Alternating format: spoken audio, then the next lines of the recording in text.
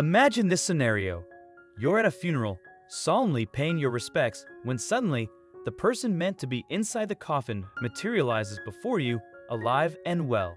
It's a plot twist straight out of a horror film, yet this isn't fiction, it's a true event. Intrigued? The year was 2015, and a big funeral was organized by Nola Rukundo. After all, she was greatly missed in the hearts of her family and friends. However, this was no ordinary funeral as we usually see around here. In fact, not even Michael Jackson's funeral held as many mysteries as what happened that day in Nola Rukundo's funeral. But what was this bizarre mystery? The information that was passed on to family members about the woman was still inconclusive. No one had quite understood why she lost her life. All they knew was that the mother of 8 children had died in a tragic car accident. The accident had been so serious it wasn't even possible to bury her body due to the impact. Everything was very strange, but still, the funeral went on. At the ceremony, among the relatives was Balenga Kalala, married to Nola and now a widower. At least that's what it looked like. What does that mean? It turns out that, to everyone's surprise, Nola suddenly appeared through the front door of the place where the funeral was taking place. This, of course, made the event end at that moment, and everyone was terrified. The only one who wasn't crying was Balenga, her husband. For him, that apparition was not good at all. In fact, it was as if he was seeing a ghost right in front of him, but there was nothing supernatural about what Balenga was witnessing at that moment. Unfortunately for him, Nola was actually alive. But why was that bad for him? Shouldn't Balenga be happy that his wife was alive? This is much more than a drama story. It's a revenge tale. Nola Rukundo was one of the main characters in her story. She lived with her husband Kalala and their children in Melbourne, Australia. Balenga and Nola had met 11 years before. The marriage seemed to be going well, but that wasn't the case. Unfortunately, one day, she received news that her stepmother had lost her life. Therefore, the woman had to travel about 12,000 kilometers to the funeral of her relative, whom she loved so much, to her hometown in Burundi, Africa. Since this was a last-minute trip, Nola had to leave all 8 children with her husband. But that wasn't cause for concern. That's what the woman thought. After all, he was their father. However, she was wrong, and that the woman would soon find out. The funeral of Nola's stepmother was very sad. After the ceremony, she returned to her hotel in Bujumbura, the capital of Burundi, to rest a little. It was around this time that her husband called Nola directly from Australia. After they exchanged a few words, he advised her to go outside for some air, as it would make her feel better. Well, why not, thought Nola. So, following her husband's advice, little did Nola know that this would be one of her biggest mistakes. The woman went downstairs, thinking she would have a moment of calm. However, as soon as she left the hotel, a man pointed a gun at her and told her not to scream or he'd shoot. Feeling very scared, she followed all the instructions and soon found herself blindfolded inside a car. Half an hour later, there she was, strapped to a chair in an abandoned building, totally lost. The woman had no idea where she was and was already beginning to accept the idea that she'd never see her children again. These moments of terror did not pass so quickly. After 2 days of kidnapping, one of the men asked her what she had done to make her husband want to take her life. Upon hearing these words, Nola was stunned and her world collapsed. This could only be a mistake. They must be lying.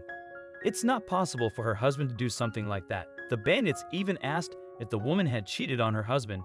She said no, and that, by the way, she had a beautiful family with them, and together they raised 8 children. The kidnappers were all then confused.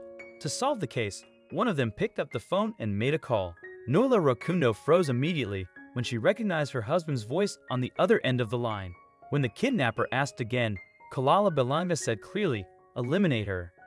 Despite knowing that her husband was mean to some people, she would never have imagined that he would try to end her life. After all, they had been together for 11 years. What would happen to their children?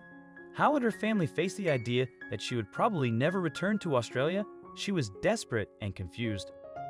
But that's when the woman was surprised. The bandits said that they never intended to obey that order. In fact, by coincidence, those 2 men knew Nola's brother. Besides, after all, it wasn't like them to do bad things to women or children. The pirate thieves' objective was to spare the woman and, on top of that, extort all of Kalala's money.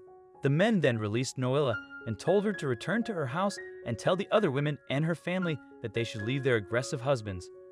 Shocked, however, full of certainties, she wasted no time and began to plan revenge. Before releasing her, the bandits handed her a memory card with all the evidence against her husband.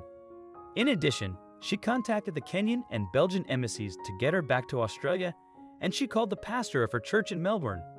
Together, they found a way to repatriate Noella without raising the suspicion of her husband and all other family members. When she arrived home in Australia, she realized one thing: her husband had already broken the news to everyone.